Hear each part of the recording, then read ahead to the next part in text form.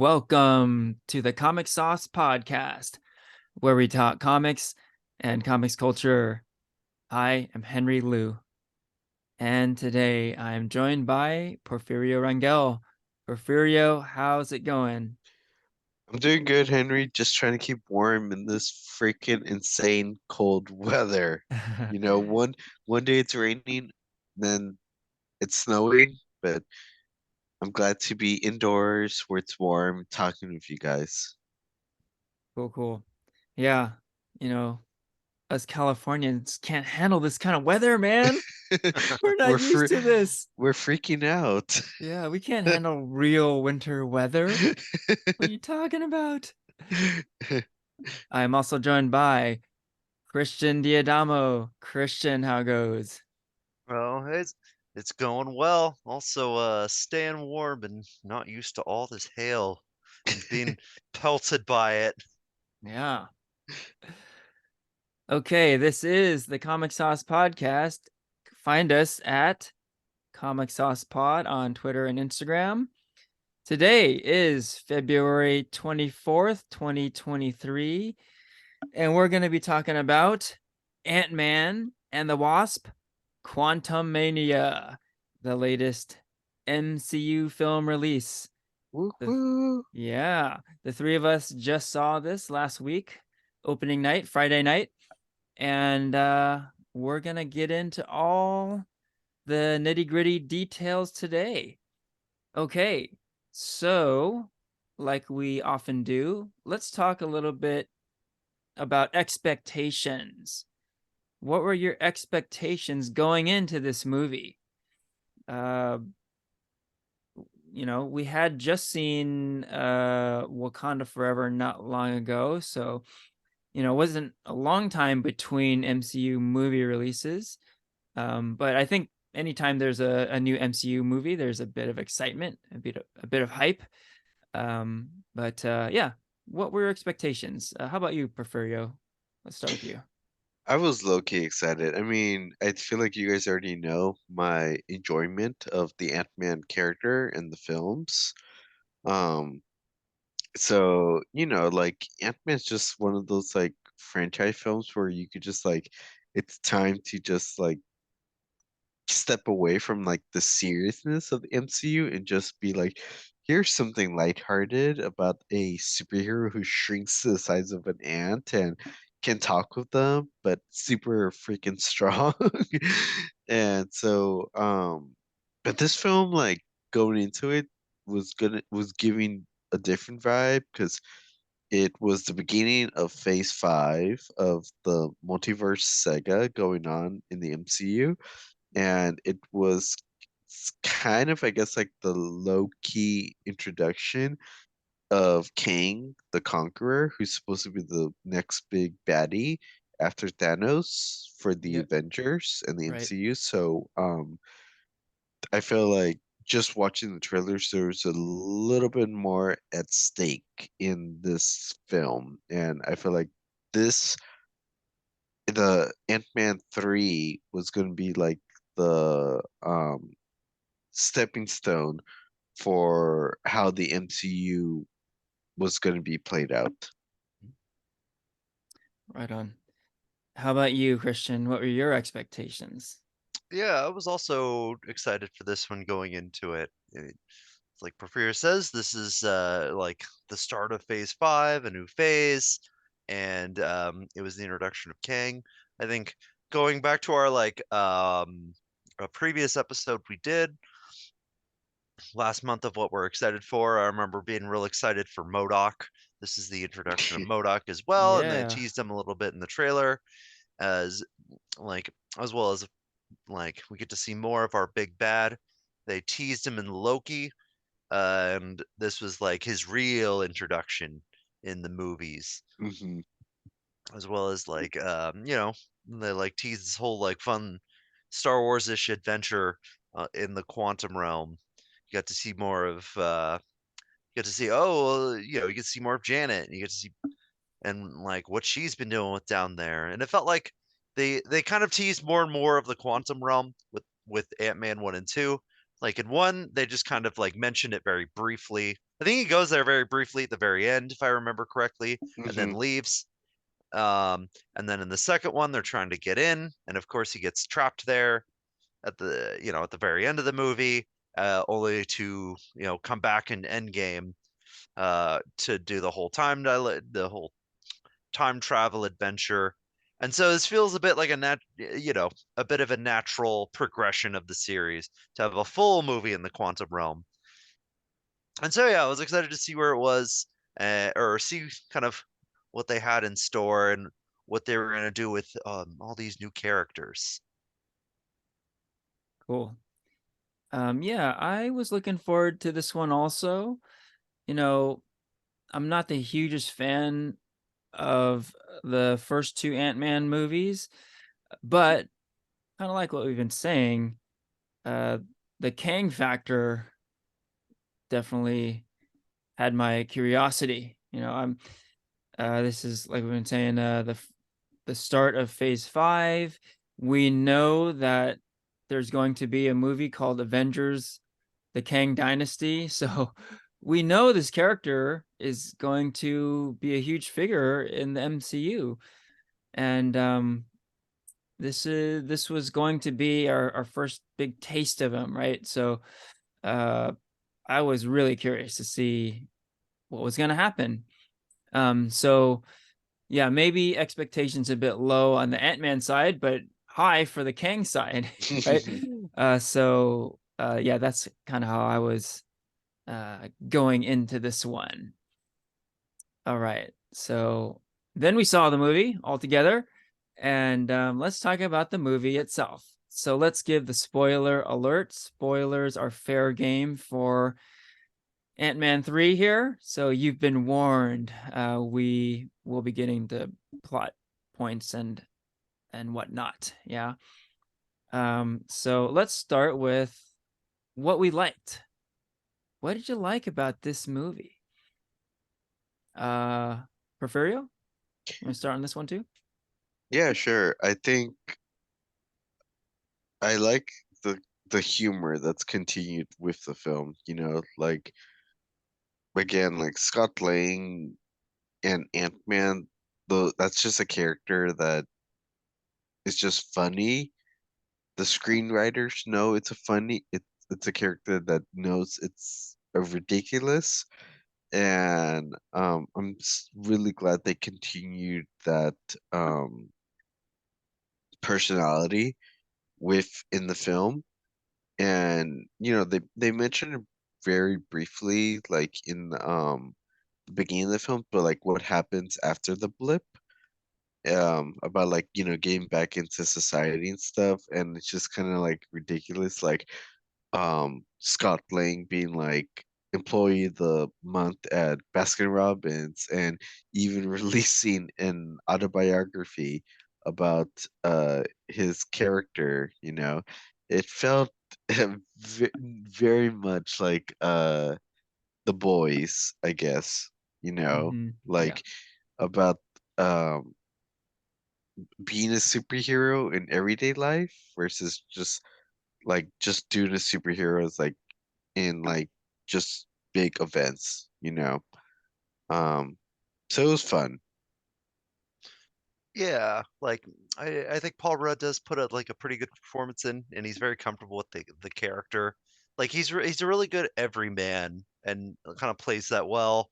Um, and like it is kind of he's pretty high on himself at the very beginning of the movie, and like there's like a lot of like good like little moments. I think one moment of his that I thought was really funny was when he interacts with the ooze guy, and he's like, "How many holes do you have?" "You 7." And then you see him like kind of stop and like think about it for a minute, and then he's, "Oh yeah, that's right, that's right." And I think there's like little moments like that, kind of strewn throughout the movie where he does get to shine. Like I feel like this movie has like some of the most Ant-Man in it, like or the most like Scott. Okay, wait. So when he said 7 holes, what 7 holes were you thinking of?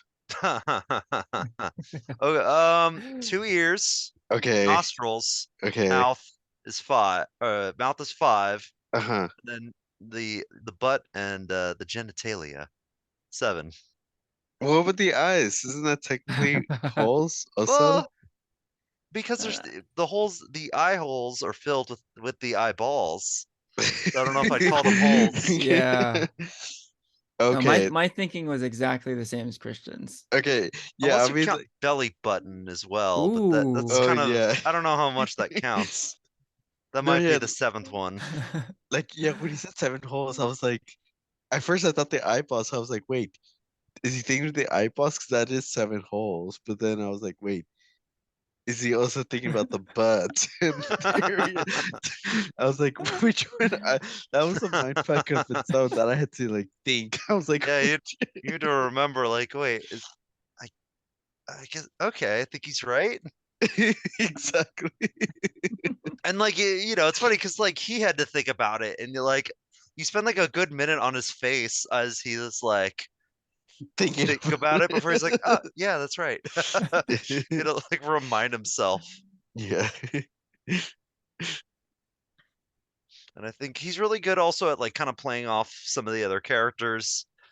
Kang for the more serious moment. The telepath, I think, kind of towards the beginning of the movie. Like he make it like he's a good centerpiece character. Hmm. Yeah. And like even for himself when like there's I really like the scene where he's in that like probability field and like he just keeps multiplying Oh, yeah. and he has to like kind of play off himself and there's like the version of him that's with the Baskin Robbins and like he just has to like go off different versions of himself and then they kind of move together at the end like an ant Mm, colony. Yeah. Yeah. right. Yeah. Oh, So yeah, what else was good? There were a lot of characters in this movie. You know, we see a lot of returning cast. Scott Lang, Hope Van Dyne, Janet Van Dyne, Hank Pym. Um, but you know, a lot of new characters as well. Of course, Kang the Conqueror. Not He Who Remains, but the actual Kang, right? Um, Cassie Lang, played by a new actress. Any standouts in terms of the cast? Who did we like from the cast? the first one that does really come to mind here is Jonathan Majors as Kang the Conqueror here. I think he is a good villain, and I think that there's really that a lot that he kind of has in his performance where he can be like unhinged but also very calm at times. Um, and I think he does have a very intimidating presence when he could just like talk slowly. And I think Yeah, there's yeah, like when he's like trying to make the deal with with Scott. Scott Lang and he's like, I can give you more time. And the way he talks about time is like a circular entity. And if you help him, he can bring you back to different moments in time. But then, right, he goes he goes back on his deal. And of course, he has his more unhinged, super villainy type moments as well. That I think he does well. Um, I wasn't there. I do, some problems with I think where they go with Kang, but I do think Jonathan Majors does kill it here.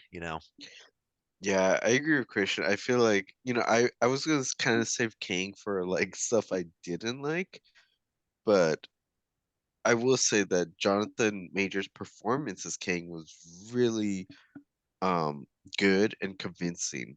Like mm-hmm. he played the role and I was totally convinced like, dude, like this is like total like cool, I'm a badass villain vibes, like fear me, Yeah, like I yeah, was like he was totally in his element and I was buying it and I had like I guess similar to what Christian was saying, I had s- uh similar dislikes to what the direction they had with King as the movie progressed, but like no, I just can't see any actor pulling off Kang more than any better than what Jonathan did.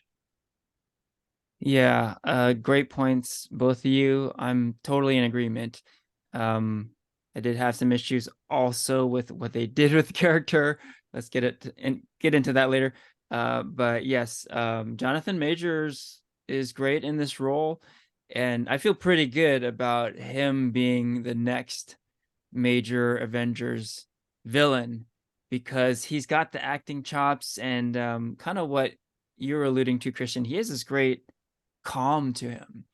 It's almost kind of eerie, right? And yeah, he's just a strong presence, a strong force, and yeah, a worthy adversary to the Avengers, I think. Um, so on that level, I think this character worked in sort of getting us prepped for future great stuff. Yeah, yeah, good performance from Jonathan Majors. So I would add too. I really liked Michelle Pfeiffer in this movie. She hasn't done a whole lot in the MCU, but she actually had a lot to do in this movie, and I was pretty compelled. I wanted to know what was next for Janet Van Dyne, and she looked really great. Michelle Pfeiffer is a veteran actress. She's up there in age, but she looked fantastic. And yeah, I was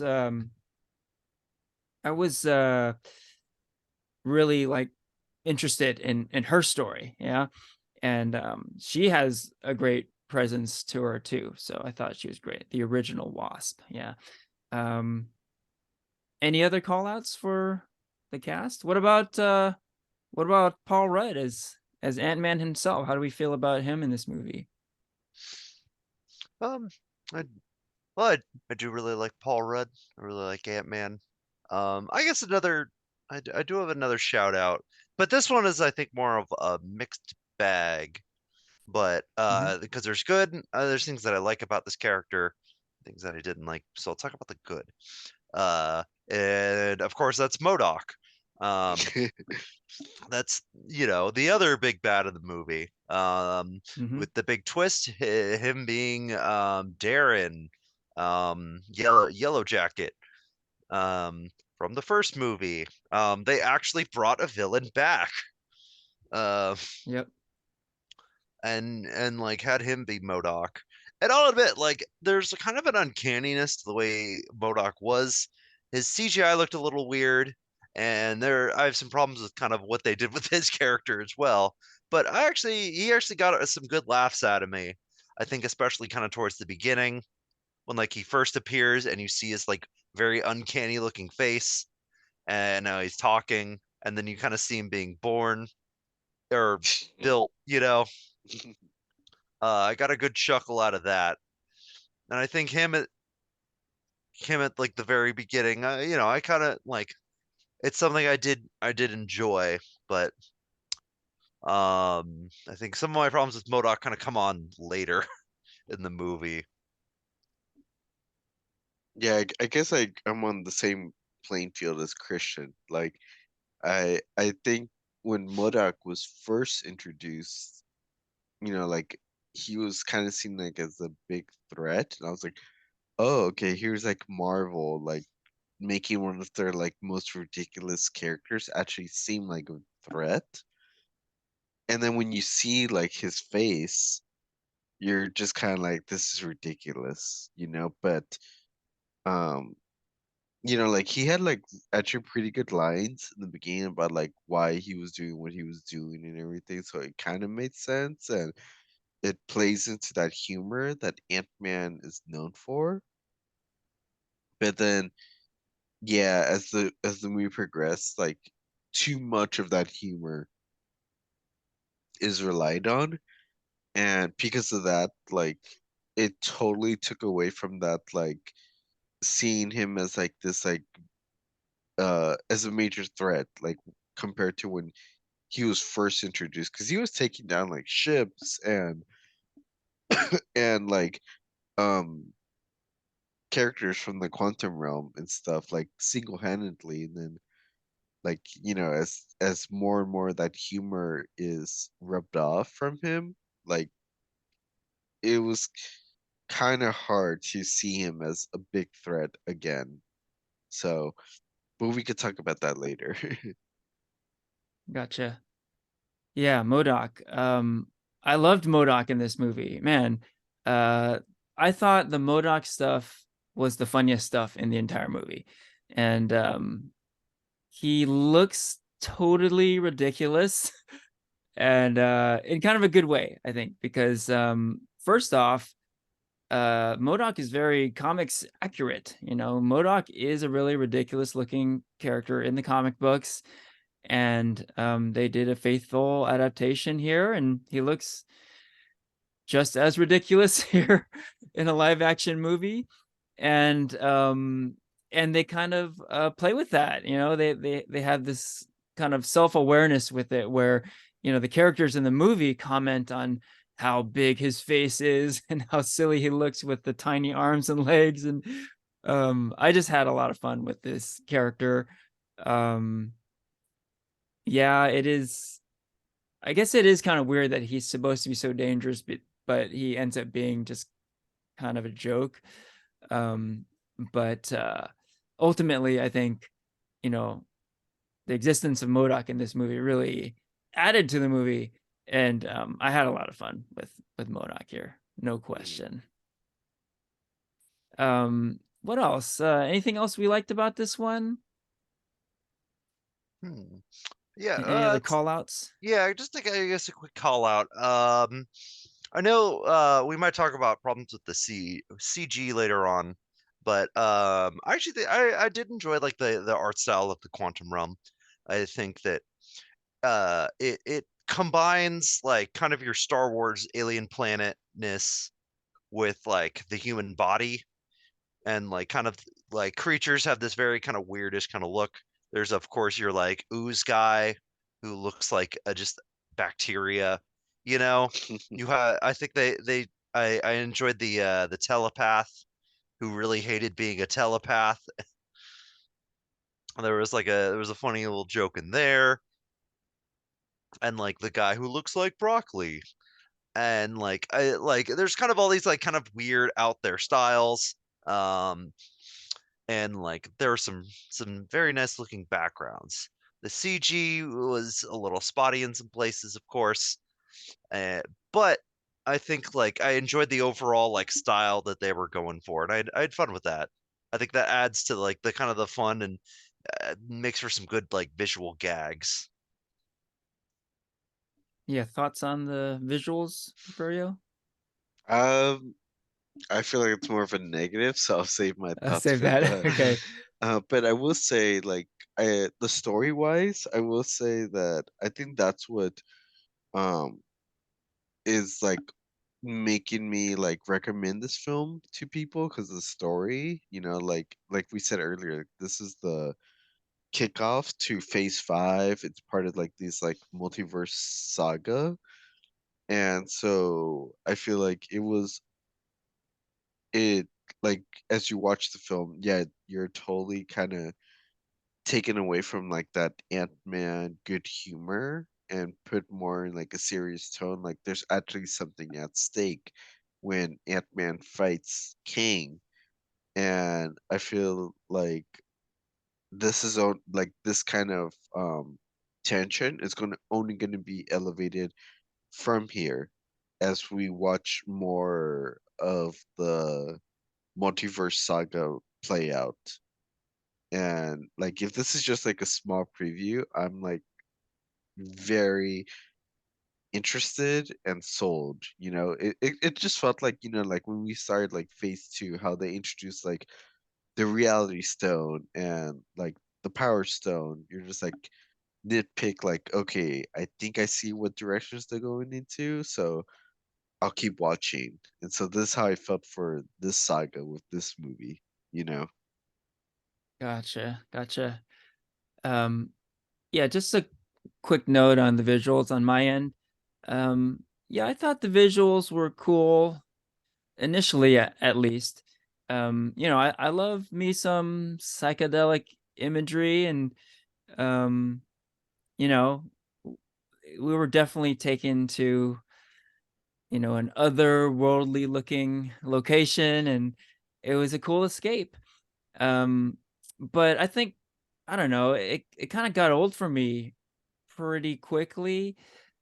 So we talked a bit about the beginning where we're reintroduced to Scott Lang and his wacky world and his uh his funny moments in San Francisco. But that's just the beginning. Pretty much, like, once we get into the quantum realm, which is early in the movie, we're there for the whole movie. So I feel like, well, it's cool when we first get there, but then it soon became apparent that we're gonna be here the whole movie. And that's when I felt like, well, this is getting a little stale. It made me think a little bit about way back in the first Thor movie. Asgard in the first Thor movie was used kind of sparingly. We see it in the beginning and we see it at the end. But you know, for most of the movie, we're here on Earth, right? So when we were in Asgard, it really popped, right? The visuals were like striking. Whereas here I thought we were in the quantum realm too much, right? So the cool, like, psychedelic visuals kind of wore off on me a bit. So initially it was good, but then the trick kind of got old on me a little bit. So good segue to some of the negatives. That was a bit of a negative to me, that maybe was like there was too much quantum realm for me. But what do you guys think? Any uh, negatives to call out Hmm. for this film? Yeah, definitely. Like going off what you're saying, Henry. Like I think the quantum realm honestly felt very CGI compared Mm, to um like even the first Ant-Man film, like where when we yeah. were introduced in the first one, when Scott Lang goes into the quantum realm. I don't know if it was just because like it was the first time us as viewers are witnessing it, but it just looked so much incredibly like visually better. Like the Hmm. graphics were a lot better. But this time I just felt like it was a joke, like Yeah. um the quantum realm was just like this like place where the writers were just like, we need to have it here to Yeah. explain this next saga that we're going into. And so the majority of the effects just look really cheesy and kind of bad, it just looked like um and I mean like it didn't help like that the actors weren't uh what's the word, I guess, like playing with the quantum realm, because like it just looked really really obvious that they were put in front of a green screen and were just like, this is supposed to be like some weird ass psychedelic shit happening behind Hmm. you, and so like they were just not like into it, so it just looked really out of place, and it took away from the fantasy of the storyline, you know. Got it. Yeah, I definitely see what you mean. Like, while I like, like some of the characters and art style was good, the CGI looked spotty in places. That kind of puts it lightly. Like, because when it's just in a green screen and and when it doesn't look, you know, great, you notice, you know, it def it definitely like pulls you out at times, and you kind of think about what you're seeing and like, it doesn't look totally real, and you Hmm. think that you're watching actors on a green screen, especially when they have to interact at some points with what's going on, and like uh because there's so much and there's no cutaway, like what Henry mentioned, like it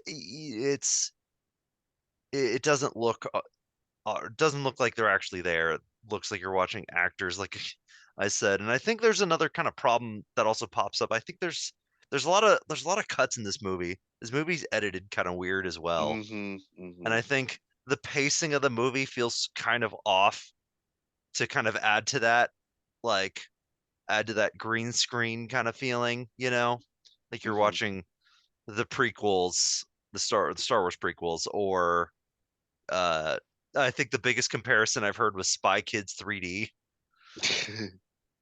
was the big one, a movie that I actually really liked as a kid, as well as the Star Wars prequels. But like I see what it is. Whereas something more like Thor Ragnarok, you didn't really notice because a lot of the elements kind of worked better.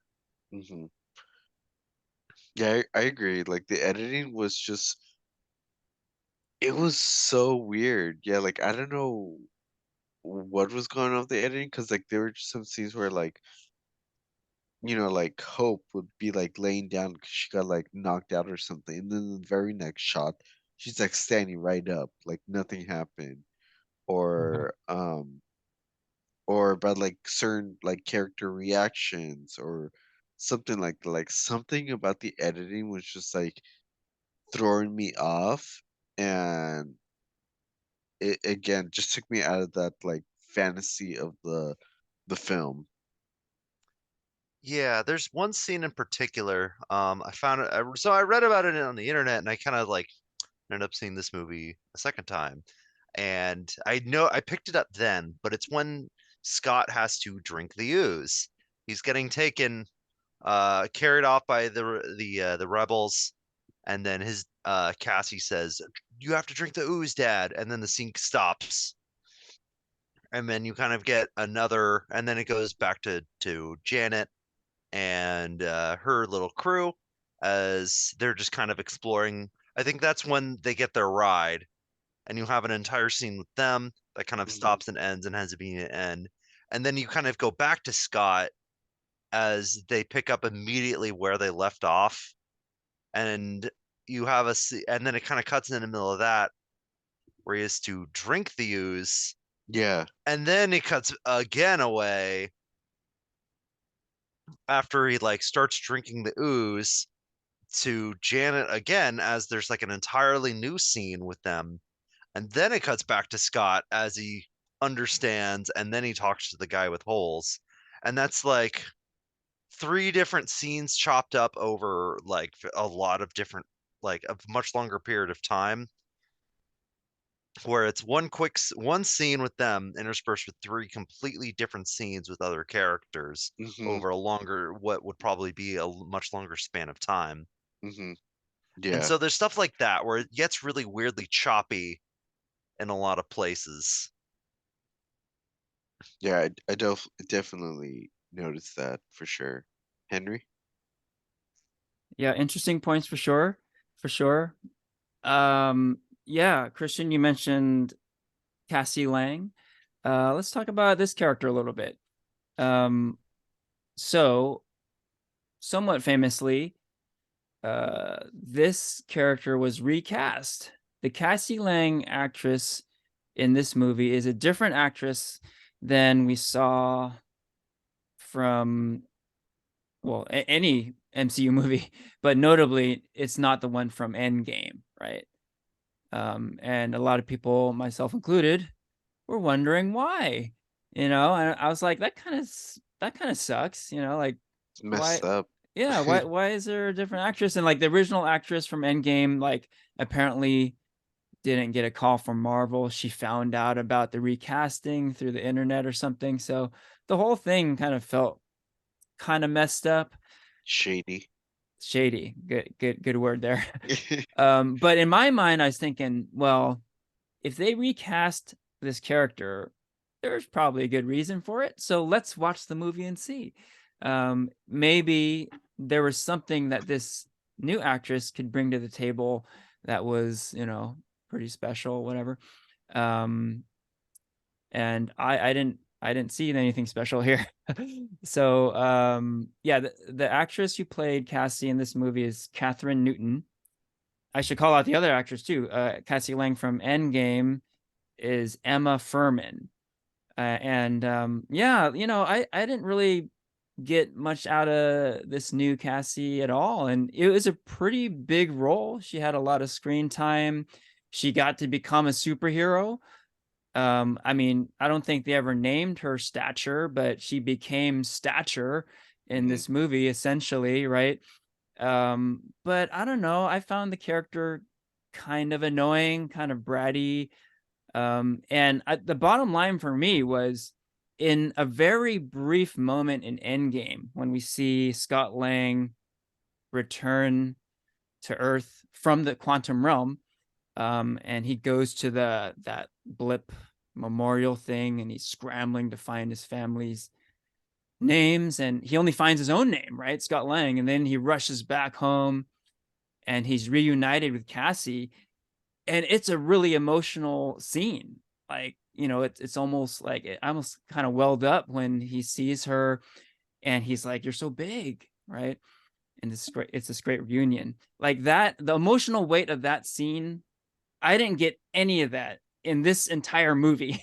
And there was a lot of like father-daughter, um, Scott Lang, Cassie Lang interactions, and they were going for emotional stuff, but I didn't I didn't feel any of it. Like I didn't get any of the emotional weight of that relationship in this movie. So yeah, and it bummed me out even more because I was like, they really didn't need to recast this character, I feel. So any thoughts on Cassie Lang from you Yeah, guys? like just what's her name? Catherine? Yeah, Catherine Newton. Yeah, like her performance I felt was very like mediocre at best, and not to like blame her for how the character turned out or anything like that, but yeah, like you said, Henry, like I don't see why they needed to have recasted the character. And Yeah. two, yeah, like the character, the way she was written, I was just kind of annoyed with her like bratty um attitude, I guess, because like when we're first introduced to her, she is in jail for being part of a protest, and then she kind of has like this like personality of like looking out for the little guy, kind of like a Mhm. Peter Parker wannabe kind of look personality, but it's just not clicking. The whole time she's just saying like she's telling her father like we need to help these people, like nobody's helping them. We need to like make like this like call to the quantum realm to help them and stuff, and it just feels very much like they're trying to make us like her, like force feeding us into Mhm. liking Yeah. her, and it's just not organically clicking. Like it just feels very scripted, and um the only time I guess like I felt like the character worked was when Ant-Man, Wasp, and Cassie like team up and fight against King. Like that was like the only scene I cared about her. But outside of that, like I just felt like she was very like annoying to put it in better terms. Mhm. I would add too, real quick, Christian, that most likely we will be seeing this actress again Yeah. as Cassie Lang slash Stature, uh, in some sort of Young Avengers team up, right? Hmm. Because we have Billy and Tommy Maximoff, Elijah Bradley, Kate Bishop, America Chavez. I mean, they're clearly building up this Young Avengers team, right? So that should be said too. And maybe even more kind of disappointing that it's just sort of a lukewarm intro to this character. But go ahead, Christian. Yeah, I agree with everything you guys have said. I have another thing that this kind of making me think. Like, it feels like is Marvel having too many movies that are centered around um teenage prodigies that are like these big science techs? Ooh, Because good you had call. we literally had two in the last movie, Yep. Shuri and Ironheart. Of course, the biggest movie of Phase 4 was about Peter Parker, a Mm-hmm. teenage prodigy Yep. who's a science wizard. Yep. Um, Technically, there were 3 Peter Parkers in the movie also. yeah, 3 Peter Parkers in the movie. Not to mention, like, Peter Parker's friends are also like smart enough to get into Yep. MIT. Yep. Like, Ned is a tech whiz, so yeah, Ned yeah, yeah. and MJ, like, Mm-hmm. both get into MIT. And like, and now on this one, they have Cassie, who is like, they just kind of throw, oh, well, she actually has been working on tech to interface with the quantum realm in her spare time. And like, it feels like it's kind of becoming a trope. Of course, it's, I guess I'll say disclaimer. It's good that they have, like, these can be role models for kids to look up to. Like, oh, hey, yeah, you could be a superhero if you're into science. And I kind of get there's a bit of a through line there, as a way. But I feel like I've also seen that it's like you kind of see this so many times Mm-hmm. that it feels like, okay, everybody here is this massive, everybody's a genius. By the Everybody. way, Moon Girl just dropped on Disney Plus as well. Oh yeah, also another Another genius. teenage genius. Yeah. D- So, Well, yeah. don't forget Miss Marvel yeah, also.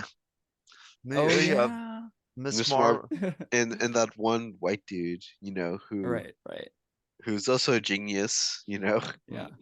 Yeah, Lot of teenage geniuses out there. and even though, of course, like they still have to introduce Reed Richards, another major genius. Not probably not going to be a teenager, but still, like it's kind of like a character. I think you're starting to see like so many times, and it's like, oh yeah, another genius that knows a lot of people. Like, it feels like it's a trope that feels tired at this point. Mm-hmm. Is I guess what I'm getting at. That's a great call out. Mhm. You know, uh, thinking about it a little deeper, the Cassie Lang character was cool because she was just a regular girl, right? And this family already had a lot of superheroes in it, but they had to add another one, I guess. And she's like a whiz also. So what can you do? And yeah, any other negatives in the movie we want to call out? Hmm. I guess. All right. Well, let's get into what we didn't like about Kang that we were Oh, sure. teasing. Yeah, let's hear Yeah, it. go Christian. Start the fire. Start. Oh yeah. Okay. So yeah, I guess I was a little disappointed in kind of the way Kang was kind of written towards the end. Mhm. Um, I think that well, Jonathan Majors, great, and like really like kind of carried the movie. I do think like I think one he goes a little bit too cackling supervillain towards the end. I think he proposes this interesting deal with Scott that really kind of fall that I thought they were going to go somewhere with that. They teased that in the trailer, Mhm. but then he kind of goes back on it and just been like, "Oh, do it. I'm gonna kill your daughter." Super villainy type stuff. And then like, "Oh, I'm going back on this deal just cuz I'm an evil guy." Yeah. You know, Mhm. and of course he shows us his badass powers, where he can like stop people in their tracks. He shoots laser beams that disintegrate people, and none of it works against the heroes. You know, Right? none of That's it what I was works against the thinking. hero. And then like in the final battle, he just punches Ant-Man. You know, like of course he has a suit, and there's like his suit gives him his powers, and the suit's disintegrated, but still, it felt like a bit of a cop out. And no, we've already given the spoiler warning. I didn't, we don't know if this is true or not. They're probably going to bring him back, but they really shouldn't have killed him in the movie. He goes out like a chump. He's this like big Yeah. Avengers killing bad guy. He's like, did I kill you before? I've killed so many Avengers. Loses to Yeah, ants, loses to literal ants, yeah. and then like loses the fist fight while everyone gets back with no casualties. And it's like at the end when they're bringing back all the Kangs, they're like, well, Kang the Conqueror is dead. He might come back. He should come back because like, seeing the whole council, I was like, this is like kind of goofy. I don't care about any of these characters. I care about Mm-hmm. Kang the King. Conqueror that we Yeah. saw. Yeah. Mm-hmm. You know, Yeah. Yep. I care about that one, and this is the second Kang they've killed off.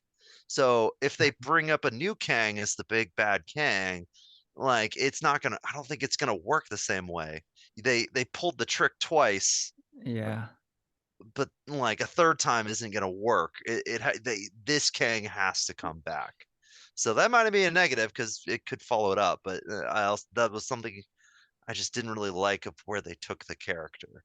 So that's my little bit. So what do you guys think? No, I agree 100%. Like that was a big turn off for me at the end because like you said, like King kind of teases how big of a baddie he is throughout the film. Like yeah, like I've killed so many Avengers, or like even that whole discussion of like Michelle Pfeiffer about like his intentions and how big of a baddie he is, like. And yeah, the whole lasers thing, I thought like he was gonna be way more of a threat to Ant-Man and the quantum realm. And so it was kind of a big letdown the way he's taken out, by just like when Wasp and Ant-Man both like push him against um the core reactor, right? Mm-hmm. And how he like disappears. And I was like, no, no, that's it. Like I thought for sure he was gonna like escape into like the other reality. I thought, when that one scene where they all have like the rebellion at the end. Yep. I thought it was I thought would have been like way more like powerful. It was like, if King like shot his lasers and shut that rebellion down very fast, then I would have been like, whoa, this guy's a big threat, a big Ooh, deal. Mm-hmm. yeah, Yeah. I would really like that. That's a good idea. Like big Thanos threat. I really kind of would have preferred if Ant-Man 3 ended like on like a Infinity War ending where like the bad guy wins. The whole point Mm-hmm. was like to keep King inside the quantum realm. I kind of would have preferred like he fucks shits up, he shuts down the rebellion, he like leaves Ant-Man and Wasp in the quantum realm, and he's the one who escapes, you know. Mm. And then like Yeah. and then Scott and Wasp are like, fuck, what do we do next? Like I think Kang would have been seen as a bigger threat, and there would have been so much more at stake if the movie ended with the villain winning instead of the superhero. Yeah. Um, because even like Ant-Man kind of like hints it at the restaurant. He's like, "Did I get rid of Kang? Did I not?" Like. So I feel like there was like that little like you said, Christian, like little like, is he actually gone or not? Because then, we get that post-credit scene of all the other kings.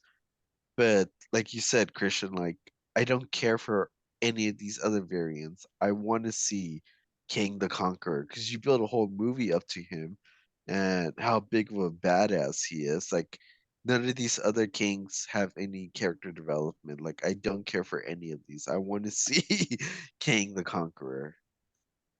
Yeah, man, I am totally agreeing with both of you right now. I didn't like how it all went down for Kang in this movie. So what you're proposing, Porfirio, is pretty drastic, turning this into a total downer kind of movie like Infinity War. Yes. And don't get me wrong, I think that would be amazing, but I think, the tone of the movie, yeah, they had to have like a happy ending for this movie. It's an Ant-Man movie, and they're setting up like Scott and Cassie, kind of like resolving their issues at the end, and all that stuff, right? So I think it had to have a happy ending, but they could have done a lot better than what they gave us here, I think, right? Because of what we've been saying. Like, this guy Kang is like going to be the big Avengers threat, right? So he can't be going out like this. He's got to be a stronger presence. Okay, so this reminds me a bit of a conversation we had about Thanos and Darkseid, right? In the Snyder cut of Justice League, we are introduced to the Darkseid character, but that kind of disappointed me because we're introduced to him, but he is defeated. He's introduced and defeated. And like this is like the baddest motherfucker in the universe, right?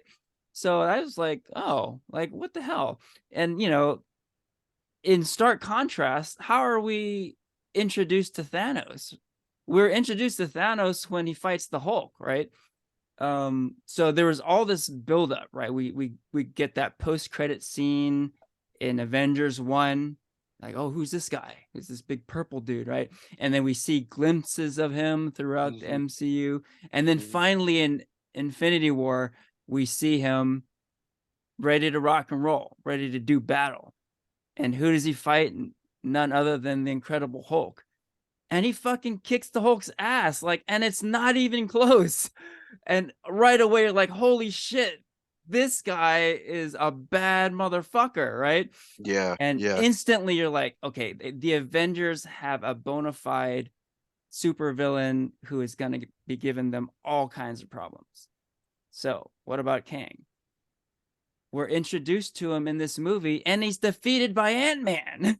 So like, I can't help but feel like, well, I'm not scared of this dude, right? Like if Ant-Man can beat him, the entire Avengers squad can certainly defeat him, right? So yeah, oh, man, I was like running storylines through my head, and every storyline that ran through my head I thought was better than what ended up in this movie. But basically, I was thinking that okay, the heroes would survive slash win, but they certainly wouldn't kill Kang. And that's what happened in this movie. They killed Kang the Conqueror. Maybe they used Pym particles in a resourceful way and they escaped the situation. Maybe they trap Kang in some sort of like alternate universe. And we all know he's going to get out of it at some point, but for now they've stopped the threat and they've trapped him, something like that, right? But they just straight up beat him and they kill him, and it's like that's it. Like this is the guy that they're supposed to be building all these movies up to, and having, you know, this big showdown with the entire Avengers team. Like, no, man, like it just it didn't sit well. It didn't sit well at all. Yeah, my thought was like, maybe Kang really shouldn't have been the big bad guy that they focused on. Maybe he should have been more like, because like in the trailer, it was like, Scott, I have a deal for you. I can give you more time. And I thought like, okay, what if Kang didn't even come off like a villain until the after credits, where it's like, haha, you've fallen for my ruse in a way. And they don't actually fight. MODOK is the villain, the big villain. He's got the beef with Scott. You know, he's the well-known guy. Like he could be the one doing all the bad stuff in the quantum realm, and he's the one that fights Scott at the end. And I think like he's uncanny and goofy enough, I think, to work with Ant-Man, and I think they played off each other in a fun way. Whereas Kang would have been more of the wild card that comes in at the end of maybe Scott does take the deal and it's something turns out bad, like a kind of a monkey's paw moment. And Kang's like, okay, now's my time. And then like, look out, he's coming in the next Avengers or whatever, or in a later movie. I would have been okay with that. Like, I you know, like to answer your question, Christian, I think Kang was a good villain for this Ant-Man movie. I just think the writing was bad. I feel like Kane makes sense to put him in the quantum realm storyline with Ant-Man, because I just don't see Kane working in like Black Panther or Guardians of the Galaxy or even Captain Marvel too. Like I feel like logically speaking, I think Kane makes the most sense within the quantum realm with Ant-Man, but it just could have been written so much better. Yeah. Agreed. Mhm. Agreed. Okay, so what else? Maybe we can just get into random thoughts. Doesn't have to be positives or negatives. Any other thoughts about this movie, Ant-Man 3? I have a okay. I Go have for it. Go for okay. I guess I have two questions. Let me ask the first question. Because I guess somebody was trying to clarify something, and I was having the hardest time helping them find the answer. But what is the difference between the quantum realm, the dark dimension, and Doctor Strange, and like the multiverse, like with the TVA in Loki? Oh yeah. Like Like I think there's like overlapping elements, but like yeah, what I guess like is the difference between all three? because I guess my thought was that the quantum realm is completely subatomic. It's it's smaller than atoms, but it almost seems like being smaller than an atom is almost like a portal into its own little pocket dimension. Yeah, And that's my guess. The dark dimension from Doctor Strange. That was it. Was that the one in the first one, right? Where yeah, uh-huh, Dormammu lived. yeah, Um, I always considered that one its own specific dimension, similar to. I'm gonna make a Zelda reference. It's the Dark World from Zelda, or the where you just have the evil kind of beings are being kept. It's its own separate universe of evil and darkness. Very descriptive, but but it's more magical. Like I'd say, like Ant-Man is tech feeling magical, Science, science. uh-huh. Dark Dimension is fully magic. Timelines, and different universes in that way are, I guess, tech based because, but it's almost like everything you do in this world is similar to a different world, but you might do something different in that world, or there's another factor, in that kind of more Rick and Morty sense, where there's like infinite universes here, and you can hop between the different universes where you're still going to Earth, and there's still a version of Earth, but it's different. Whereas the dark dimension, there's no Earth, and the quantum realm, there's no Earth. They're their own worlds. That's my guess. Does that make any sense, or does that all sound like gibberish? No, I mean, it's a quantum. It's these universes. They all you say gibberish, and I think that's logical sense. Yeah, it's fantasy lore. That's comic Yeah, books. it's Uh-huh. all really out there. That said, my take I think is similar but slightly different. To me, the quantum realm is like the subatomic world of this universe. This universe being, I guess, what we can call the main continuity Marvel universe, Earth 616, perhaps you could say. But it is specific to this universe, right? So theoretically, in the multiverse, each universe could have its own quantum realm, I suppose. So that's how I read it. It's not like there's one and only one quantum realm. I feel like there could be a separate one in each universe of the multiverse. And then the dark dimension, kind of like what you're saying, Christian, it's its own universe, but I've seen it described specifically as the void within the multiverse between universes. So there isn't like an infinite amount of dark dimension. That's, like I said, the space between the universes. So I like that's kind that. of one and only. Yeah. So that's kind of how I read it.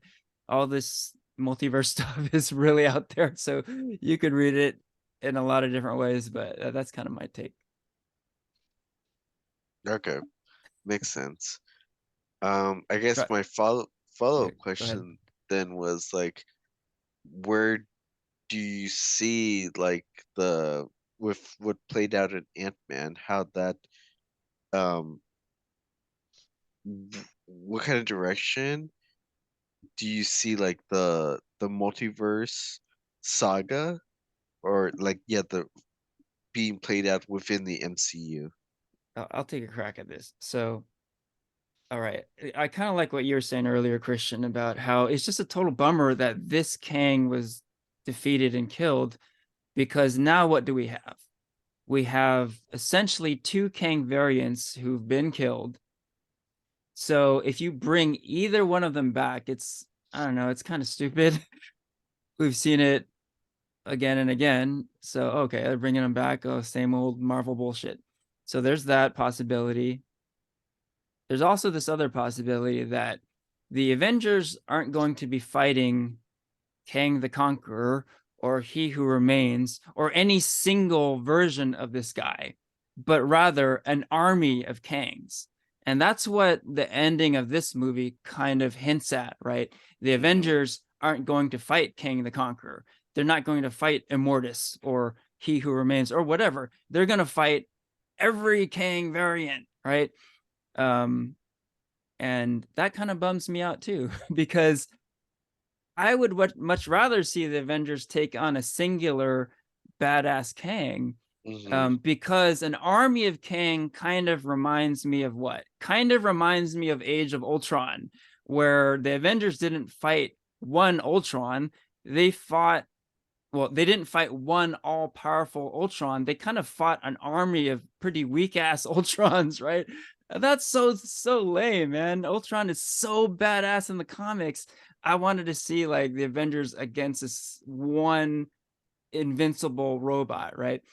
But instead we got this army of like pretty weak ass robots, and it wasn't that interesting to me. So I kind of see the same thing playing out a bit, like the Avengers taking on an army of Kangs. Maybe they'll find a better way to go about it, but that's kind of what it seems like we're headed for here. So yeah, kind of a Mm-hmm. bummer in my opinion. Mm-hmm. Yeah. It's also kind of hard to, I think, to plot. Whereas the Infinity Saga, I think, because it's centered around the stones, and movies will tie back in to the stone, either like a stone, or if it's not, it's a new member of the Avengers that they're going to hype up that'll lead into the big crossover. Whereas this one, there's no like singular like item or items that they're like after. So it's like kind of hard to see like where they're gonna go next and what the next multiverse idea they're gonna bring in will be.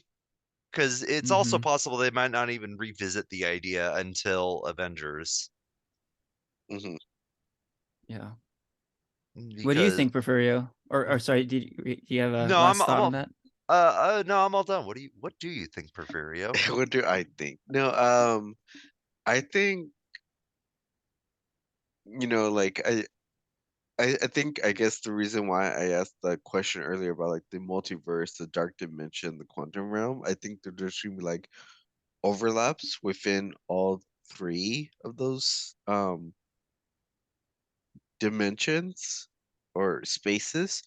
Just because like it was hinted at the end of Doctor Strange 2, like they need to go back into the dark dimension, and so I feel like that's going to be a little bit because the multiverse was explored within that the second film with Scarlet Witch and the Darkhold and everything, and America Chavez. So I feel like that's going to play a little bit of its role for um that hint that like Cleo like reached out to Stephen Strange.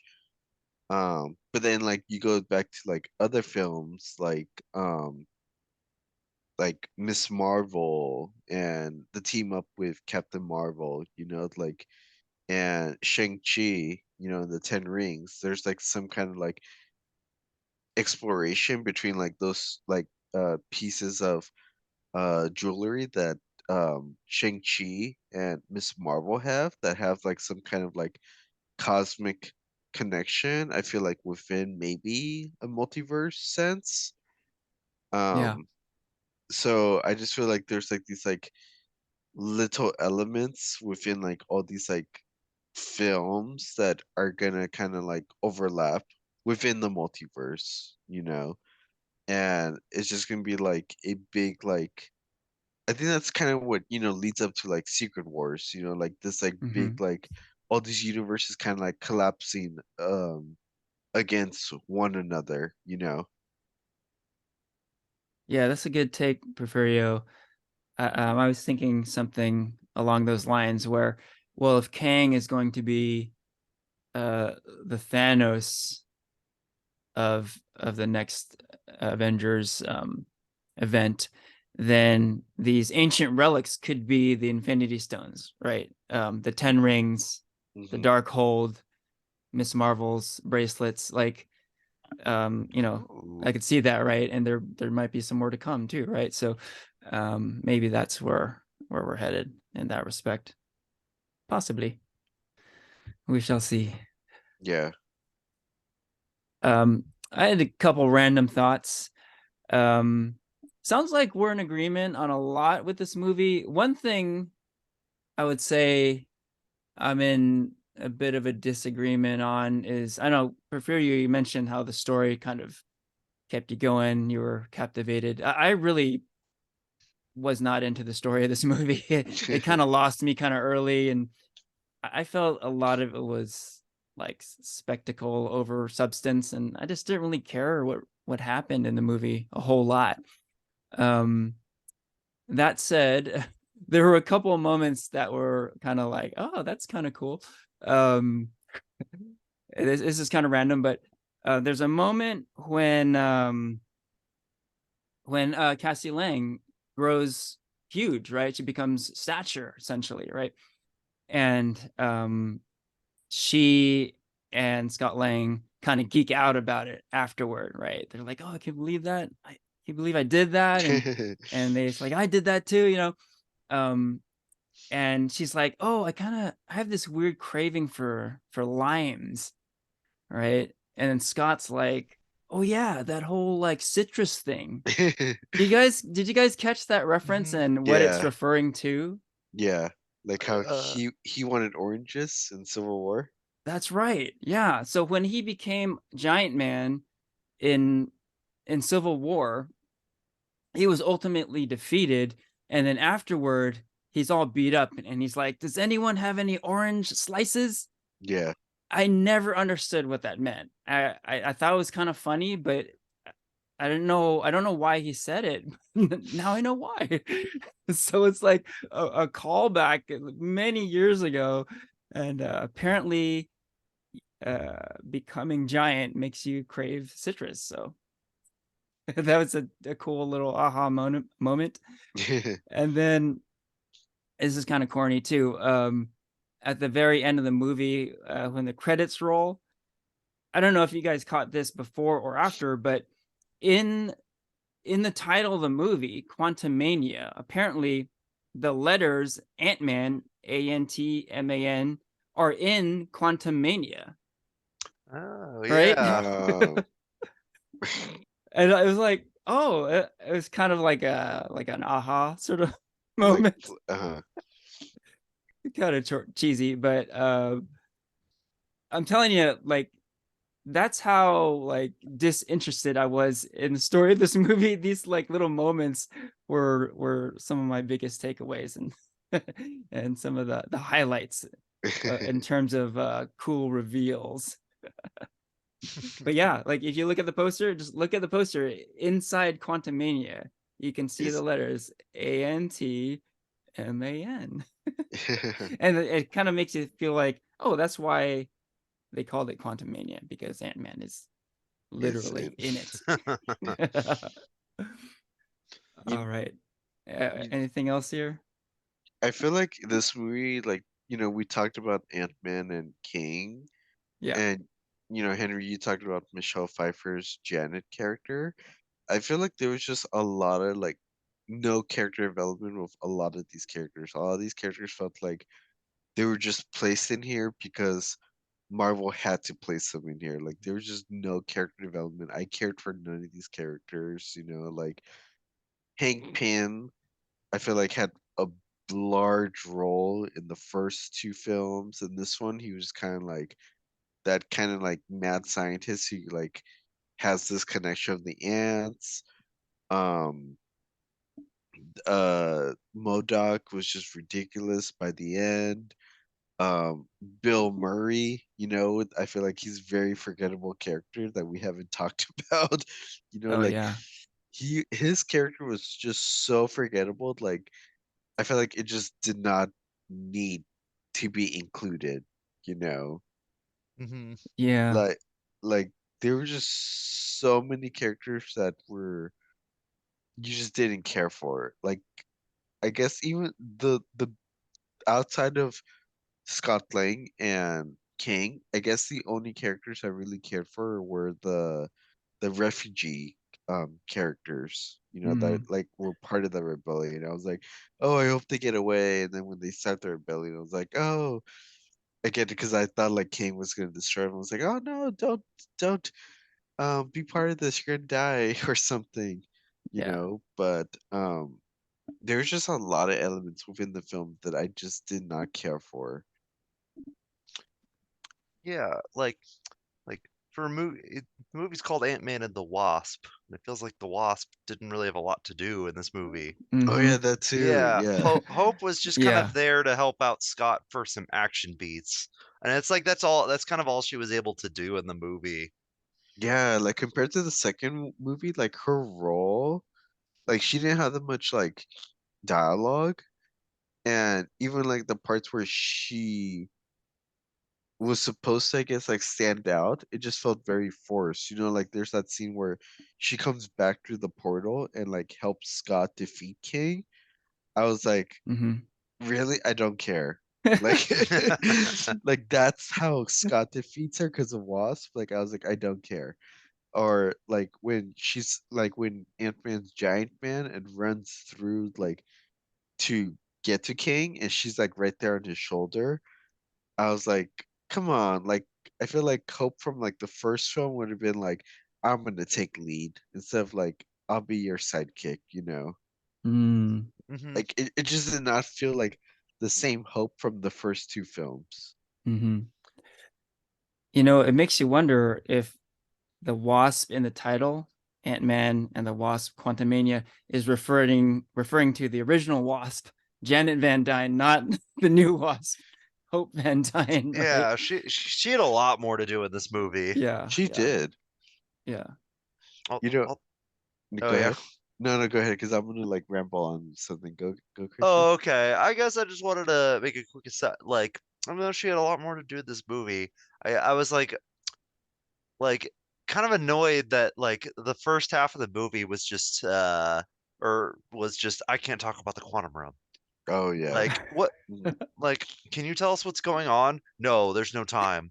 We're just gonna walk in silence for for a period of time and I'm not gonna tell you anything, but I'm protecting you. You That's know, called like yeah. that's called therapy. you know That's a good point. I mean, it kind of made sense that she didn't talk about it when they were on Earth, but once they were there, you would think she would kind of open up about it, right? But she was still Mhm. staying tight-lipped about it. But hey, real quick, I like what you said earlier about a lot of the cast having kind of nothing to do, Porfirio. Uh-huh. Like this, it's a pretty big cast, and yeah, I felt the same way about having characters in it just for the sake of having them, or maybe being forced to have them. Like, okay, you gotta have Michael Douglas and Michelle Pfeiffer and Paul Rudd and Evangeline Lilly and all these other characters, but I mean, it didn't really serve the story that well, right? I mean, I mean, what did Hank Pym do in this movie? Like he most of the movie he was just figuring out how to fly that weird plane, right, with his hands. Hmm. So his character arc was literally could not fly a plane with his hands, and then in the end could fly a plane with hands, and it was like, yay. That was about it. I guess it was kind of cool at the very end when he brings like the army of technologically advanced ants, and it's a bit of a fan service moment, right? Because I don't know if there are a lot of Ant-Man comics fans out there, but I would think those uh, of you who are tend to be Hank Pym fans, not so much Scott Lang fans, right? Because most of Yeah, Ant-Man stories in comics are Hank Pym, and he kind of has his moment here where not only does he kind of save the day, but he does his ant thing. It's not just about shrinking and growing; it's about controlling ants, right? And that's kind of a lot of what the original Ant-Man stories were, him controlling ants and using them to beat villains. So it's like, okay, kind of cool fan service, but didn't really serve the story. I mean, and all the Cassie Lang stuff is kind of like that too. Like, oh, they're setting her up for a Young Avengers team up, and oh, it's Stature, and she's got a costume, and ooh, let's get excited. But for this story, for this movie, like, I couldn't really care less about what she did. yeah, yeah. So going off Christian, we were talking about Janet.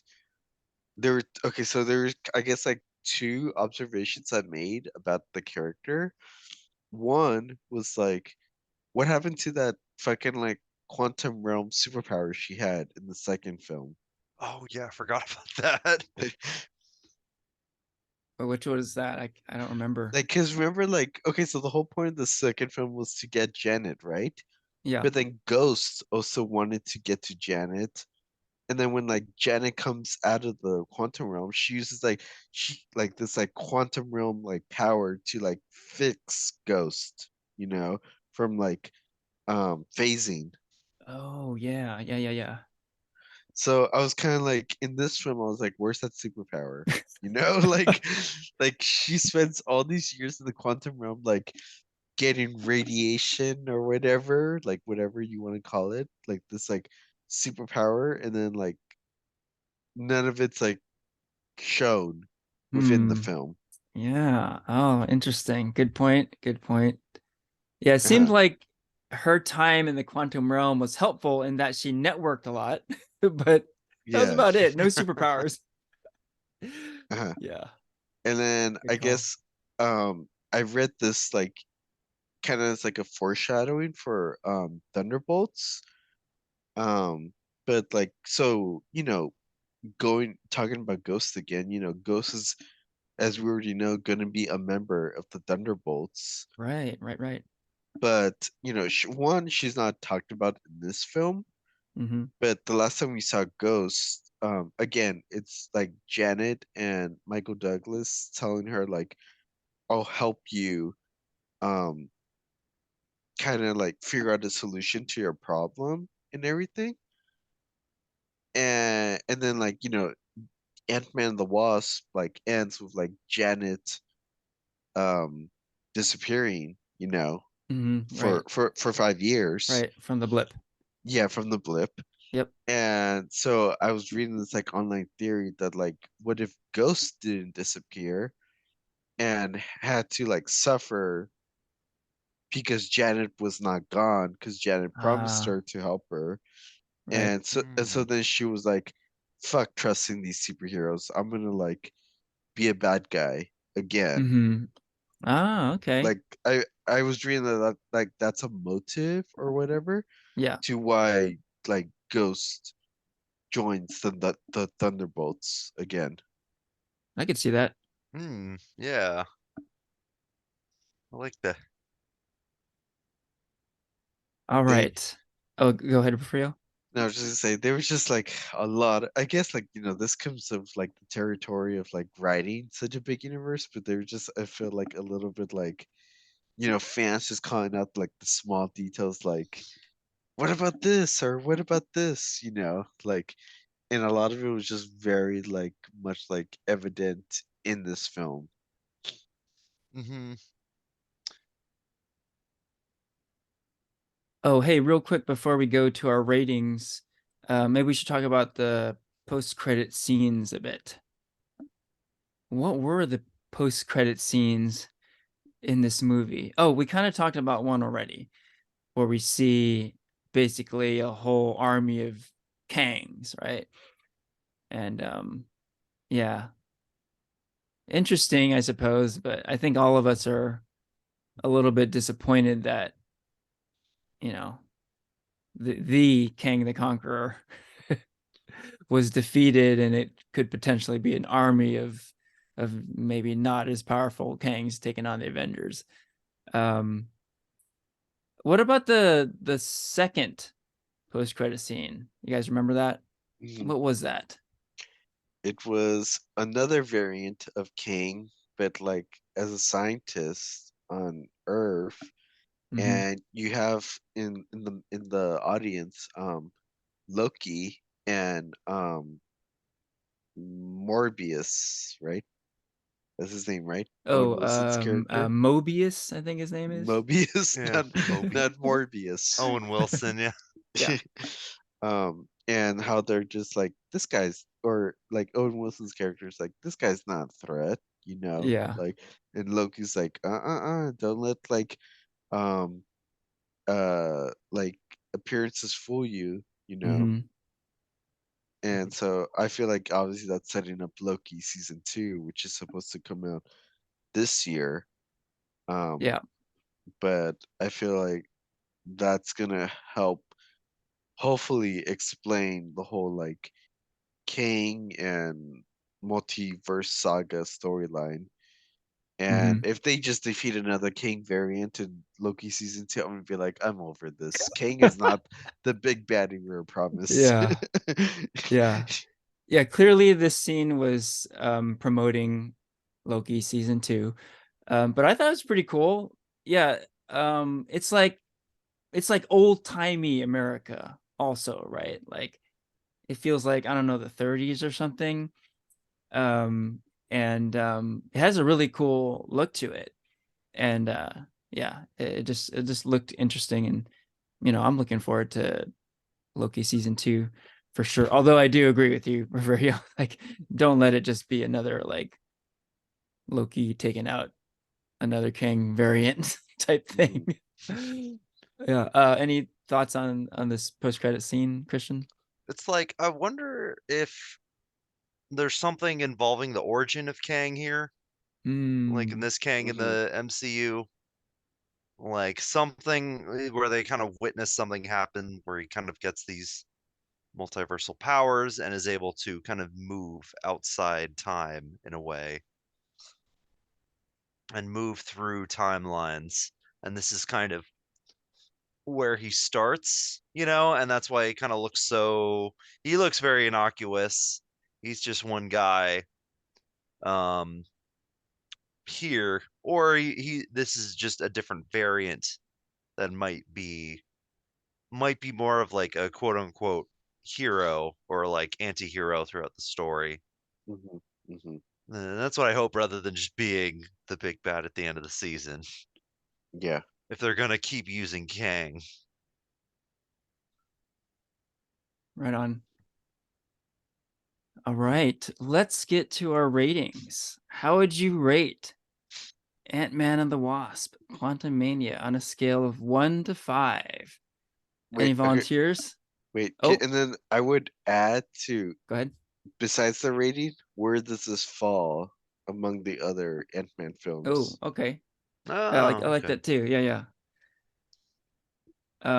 Yeah, any volunteers to go first? I guess I'll go first. Like, Okay. the first one I think is still the best. I think there's something about the first one that just works.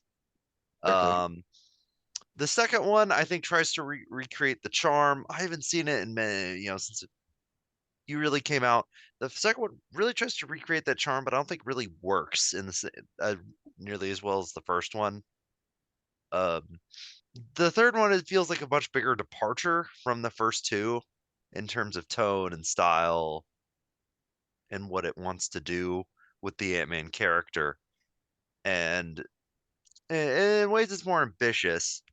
And while I feel like the third one kind of falls flat a little more, like I feel like I may have liked it a little more than the second, but they're pretty close. With the first one is, I think there's a big gap between those two and the first one. Mhm. That's kind of where I'm at. I'm thinking this one might be a little better, but we'll see how time goes on and I feel about this one. Uh-huh. Cool. Oh, what's your rating? My rating's also a little hard on this one. I think that I wouldn't really call this my least favorite Marvel movie or any of my least favorites. I think of where I kind of am. There's a word that Rainier kind of has kind of said that I'm going to throw out there again. The McMarvel. Um, Hmm. and I think we've kind of talked about seeing these tropes over and over, and kind of ways that the stories just kind of don't really work. So it seems like for every good thing we said, we've kind of said two bad things, you know? And I think I also wonder if this movie had come out a few years ago, I probably would have liked it a lot more than I do now. Mhm. I think that there's a lot of times where this movie feels a little tired. Like it feels like it's playing tropes that I've seen many times before. It feels like it's doing things that I've totally kind of looked past in other movies, kind of forgiven, but I feel like I've seen them so many times that this is the one where I'm like, okay, all right, this is too much. Even though I still had a good time, even though I still think that um this was, yeah, it was an all right Marvel movie. It's kind of like, it feels like a very kind of middle of the road movie, but because it's a kind of just the middle of the road, very McMarvel-y kind of movie. It's, yeah, there's very disappointing because it didn't really feel like the big start to phase 3 that we all wanted. There's a Mhm. level Hmm. of disappointment in this movie, even if it's not the even if it's not, it's not the worst, personally. And I liked it better than the last Ant-Man and probably a few other Marvel movies. But it's kind of for that I just can't help but think, yeah, this movie's kind of a 1 out of 5. This Oh movie wow. is Ooh. Yeah, this movie needs to kind of get hit with that, because it's like kind of, I think, where this movie was supposed to be kind of the big turning point, or kind of a middling phase 4, but it feels like it kind of doubles down a little too hard on phase 4's problems, Hmm. Lem- and it lem- doesn't really show the growth that I think we want to see in the universe and mhm, with the product. And I mhm. think in order to go back to quote the great Spider-Man 1, they need to take it back to formula. Yeah. Christian, let me ask you one more question. Like, Yeah. I think right now Rotten Tomatoes scores it as a 54, Hmm. which is makes this film tied as the least film with the Eternals. Like, do you think it deserves that like last like worst reviewed of the MCU films?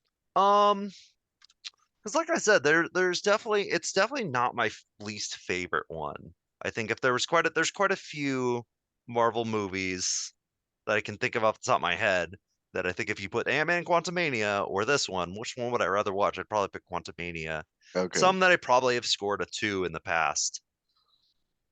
Um, so I don't think it's the worst, but I do think it shows kind of a trend. It kind of shows that these kind of tropes are, I think, worn out. It shows that the structure's worn out.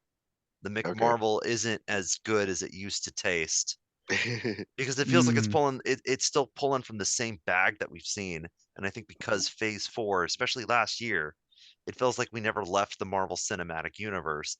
So these kind of tropes are a little, it feels like we've seen them so much, because we just we've been seeing them all the time for the last year. Okay.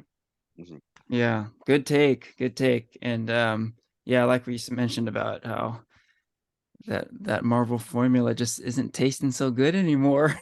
it's it's kind of a sad reality, but we're kind of feeling that a bit. So here on the podcast, we do like to end on a positive note. So maybe Porfirio, you can go last on this. I'm gonna give my take. Okay. Not particularly positive as well. I'm gonna go with the 2 though, not as low as a 1. I'll go with the 2. And yeah, I mean, along the lines of what we've been talking about, the movie is more spectacle than substance. It fails as an exciting Kang the Conqueror intro because of what ultimately happens to that character. And I don't know, bottom line is that it just wasn't that interesting.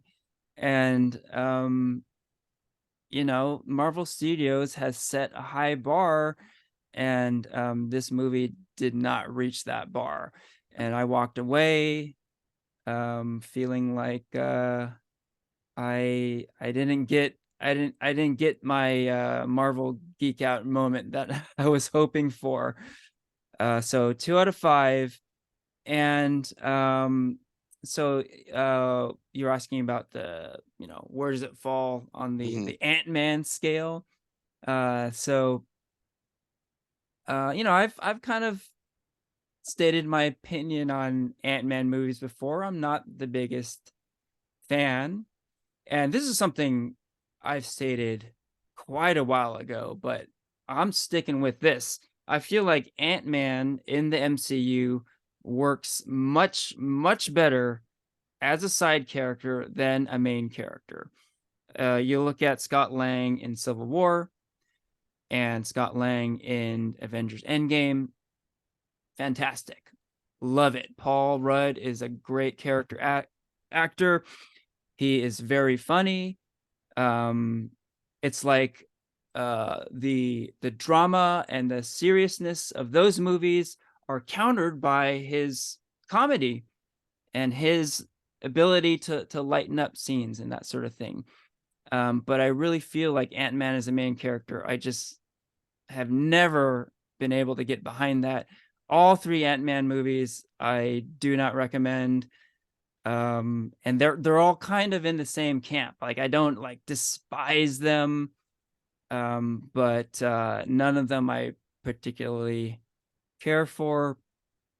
If I had to rate them, I'd probably go, and this is kind of unconventional, I would think, but I would go Ant-Man and the Wasp, then Ant-Man, then Ant-Man and the Wasp Quantumania. So that would be my order. Though, like I said, they're all along the same lines. And I think the main reason why I would put Quantumania at the bottom is that it's actually the least comedic of the 3, right? I think we talked about that a little bit, how this movie um, takes the Ant-Man series into a little bit more serious territory. And yeah, like, not as fun, like the reason why I didn't totally despise the first 2, and really the third one also, is that they are comedic, right? And they're kind of fun, you know. I just felt like this one was the least fun of the 3. Mhm. So that's me. How about you, Porfirio? Yeah, wow, you did call it. I probably will end this on a high note. I mean, yeah, like I've throughout the podcast episode, I've been listing like what I didn't enjoy from this film. Um, but let me just rate it in comparison to the other 2 anime films. The first one is just gonna always have a special place in my heart, so that's place number 1. And then in the number 2 spot is probably gonna be Ant-Man and the Wasp. And then Ant-Man and the Wasp: Quantumania is gonna be number 3. And I guess the big reason why I put Ant-Man and the Wasp in the number 2 spot is just because of which one would I, if like both of them were on TV at the same time, which one would I switch to watching again? and I would say Ant-Man and the Wasp, just because there's more character development with the Wasp character, and Mm, there just exists that comedic element within the Ant-Man film that the franchise um captures, and I feel like that was really, really missing with Ant-Man and the Wasp. Like there is this serious connection with Kang, and that does intrigue me, but the way how it turns out the end is just a really big, fast, like, turn off, you know? Like, you could only handle that for so much. Whereas Ant-Man the Wasp, there was just like this like comedic thing throughout the film. Like the villain is nothing compared to Kang. Ghost is nothing compared to Kang, but I think just the comedic elements within the second film just makes it more enjoyable and rewatchable. mhm. So that's why I placed that higher, the second film higher than the third film. In terms of rating, I would give this film a 3 stars out of 5. Um, like it's so funny, yeah. Like now, even when people ask me for like my thoughts on the film, it's so hard to be like, tell them how good it was because it was not good. But I didn't think it was bad. I'm just like, it's okay.